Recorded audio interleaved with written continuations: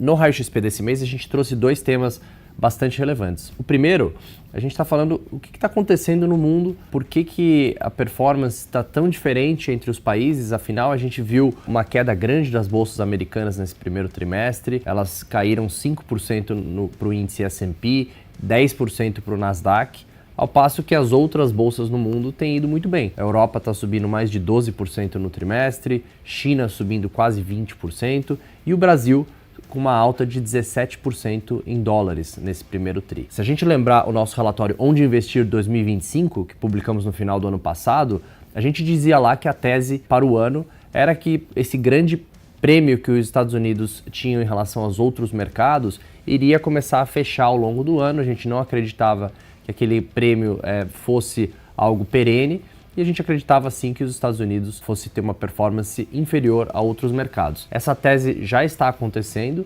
vale dizer que mais rápido até do que a gente esperava. A força e rapidez desse movimento surpreendeu a gente, e a gente comenta o porquê disso no relatório. E grande parte da explicação vem da incerteza das políticas econômicas dos Estados Unidos. Afinal, se esperava que Donald Trump iniciaria o seu governo já com cortes de impostos e notícias positivas para os investidores. Não foi isso que a gente viu. As notícias positivas ficaram de lado e até agora só vimos notícias das tarifas. Então isso gerou uma grande rotação de fluxo para fora dos Estados Unidos e os investidores buscaram outros mercados. O dólar enfraqueceu e a verdade é que o Brasil se beneficiou bastante disso. Então muito dessa performance de Brasil ao longo desse primeiro trimestre veio exatamente desse trade global, dessa rotação para fora dos Estados Unidos. É claro que muito investidor ao longo desse primeiro tri viu essa performance forte de Brasil e concluiu que, bom, já estamos fazendo aqui um trade de eleições, o mercado já está antecipando as eleições de 2026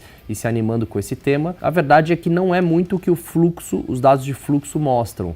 Afinal, o que a gente trouxe no relatório é quando a gente olha os ETFs globais, a gente vê que grande parte do fluxo de estrangeiros para o Brasil veio dos ETFs globais e os ETFs de mercados emergentes, que receberam bastante fluxo, enquanto o ETF de Brasil especificamente teve saída de recursos no ano. Então não parece que até agora os investidores estão comprando o Brasil especificamente, mas sim estão saindo dos Estados Unidos, comprando outras regiões, investindo em mercados emergentes, e o Brasil acaba se beneficiando por tabela. Isso não quer dizer que não podemos entrar ao longo desse ano e começo do ano que vem em um trade de eleições. A gente acha que isso vai acontecer, mas na nossa cabeça isso aqui está um pouquinho mais para frente. O segundo tema que a gente traz no Raio XP é como se posicionar nesse ambiente, nesse regime de juros altos e inflação em alta, como a gente ainda está observando aqui no Brasil. A gente traz uma lista de ações que se beneficia desse regime, desse período de inflação alta e juros altos,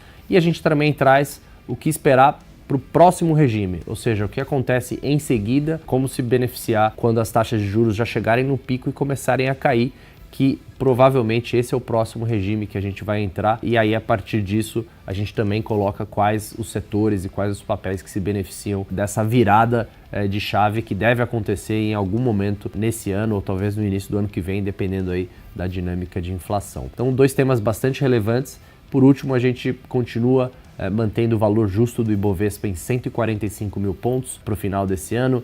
Continuamos vendo a Bolsa Brasileira como bastante atrativa, apesar desse rally que vimos no ano. A Bolsa Brasileira continua negociando aí próximo de 7 vezes lucro, que é um desconto bem relevante ao múltiplo histórico. Então, de fato, a gente não viu ainda a Bolsa Brasileira se tornando cara, apesar desse rally interessante que vimos nesse começo de ano.